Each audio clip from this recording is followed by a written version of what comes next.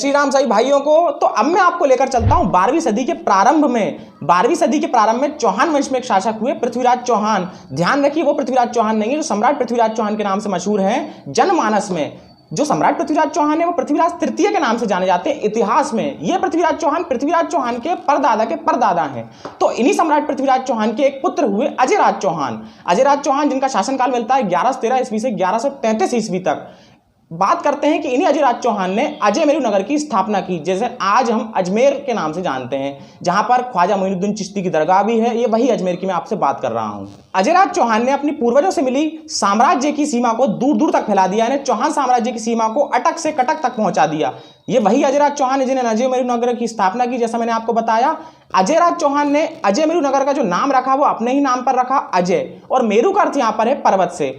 शास्त्रों और पुराणों में एक पर्वत का वर्णन मिलता है जिसका नाम है सुमेरु पर्वत। ये सुमेरु पर्वत की बड़ी महिमा है शास्त्रों में। इसी पर देवता इंद्र का वास माना जाता है। इसी अजयमेरू नगरी के एक पहाड़ पर अजयराज चौहान ने एक दुर्ग बनवाया जिसका नाम उन्होंने रखा गढ़ बीठली या अजयमेरू दुर्ग।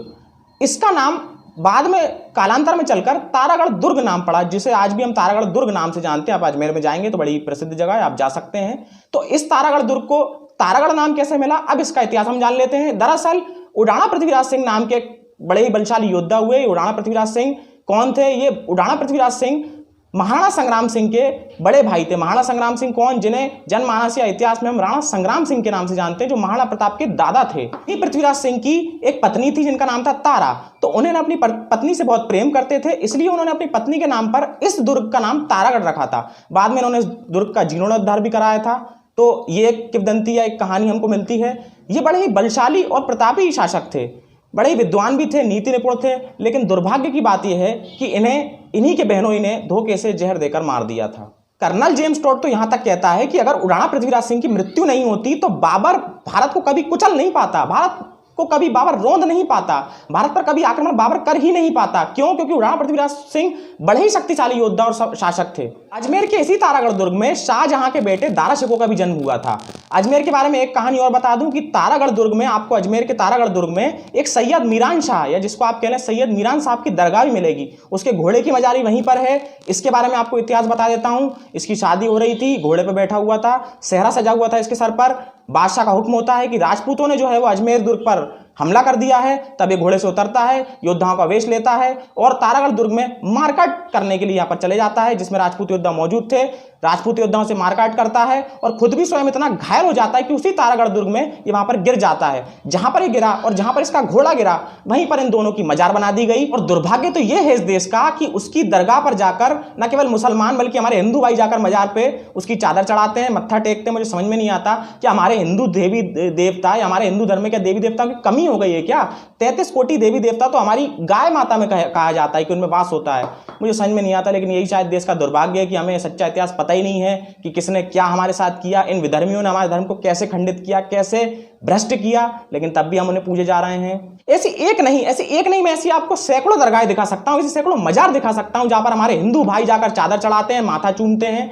मैं तो ये कहता हूं कि शायद उसकी भी आत्मा प्रसन्न होती होगी कि जिन काफिरों को मैंने मारा, जिन काफिरों को मैंने काटा, वही काफिर आकर आज मेरी मजार पर आकर पूजा करते हैं, अर्चना करते हैं, अगरबत्ती जलाते हैं। ये आज सच्चाई है हमारे देश की। उत्तर प्रदेश के वाराणसी के पास एक जगह है मऊ। इस मऊ में एक सैयद मीरान शाह की दरगाह मिलती है। अब इस सैयद मीरान शाह का हम इतिहास जान लेते हैं। सैयद मीरान शाह कौन है? ये सैयद मीरान शाह वही है जिसने तैमूर लंग को यह आशीर्वाद दिया था कि तू भारत पर आक्रमण कर, तेरी 7 पीढ़ियां इस भारत पर राज करेंगी, भारत को कुचलने का काम करेंगी, भारत पर इस्लाम का परचम बुलंद करेंगी। ये वही सैयद मीरान शाह है। इस दरगाह पर भी हमारे हिंदू भाई जाकर चादर चढ़ाते हैं, मजार की पूजा करते हैं और अगरबत्तियां जलाते हैं। अजमेर नगरी जो है वो अरावली पर्वतों श्रृंखला के मध्य में बसी हुई है, इसलिए इसको अरावली का अरमान भी कहते हैं। अजमेर नगरी को राजस्थानी कुंजी भी कहते हैं, क्योंकि अगर ऐसा कहा जाता है कि अगर जिसने अजमेर दुर्ग को जीत लिया, जिसने अजमेर जीत लिया, उसके लिए राजस्थान का द्वार स्वतः ही खुल जाता है। इसी कारण से पिछले 900 सालों में अजमेर ने सबसे ज्यादा आक्रमण झेले हुए हैं।